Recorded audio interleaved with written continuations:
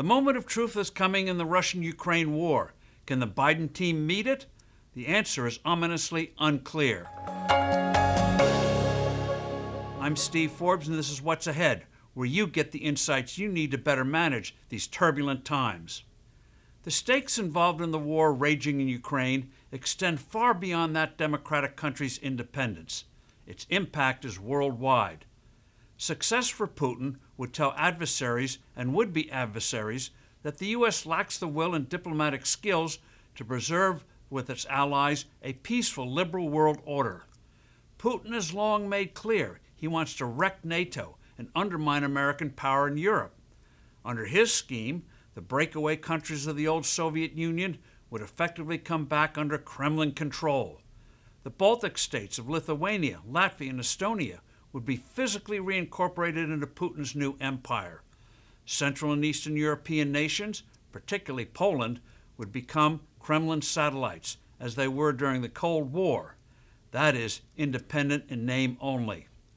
Western Europe, concluding the U.S. has lost its mojo, would become more accommodating to Moscow's wishes.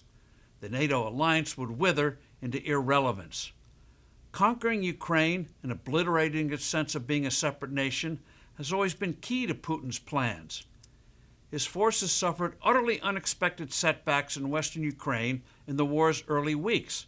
But now, Moscow is grinding away, taking territory in the east, where flat plains, short supply lines, and massive superiority in tanks, rocket artillery, and aircraft are favoring the invaders. From the start, the U.S. has been slow in supplying the amount and models of weapons Kyiv needs to win. The French and Germans, no surprise, have been slow walking supplying equipment.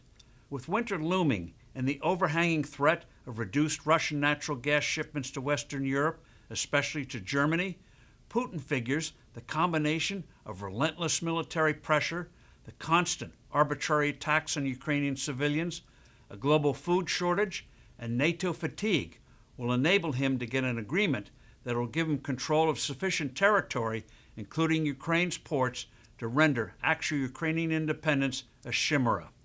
Putin will have won, despite the initial and embarrassing reversals. Beijing and others will conclude that perseverance will win against the U.S. Asian nations will take note.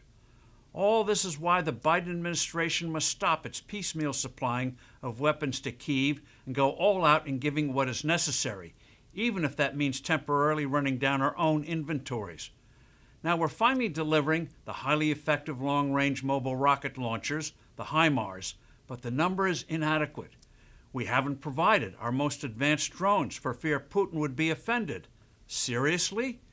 We should also deliver F-16 fighter aircraft, which would be critical in neutralizing Russia's advantage in artillery and tanks, not to mention destroying its supply depots in Ukraine.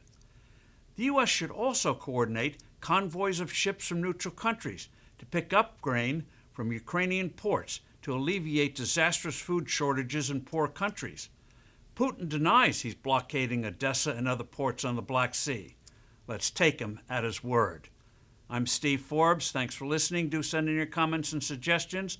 I look forward to being with you soon again.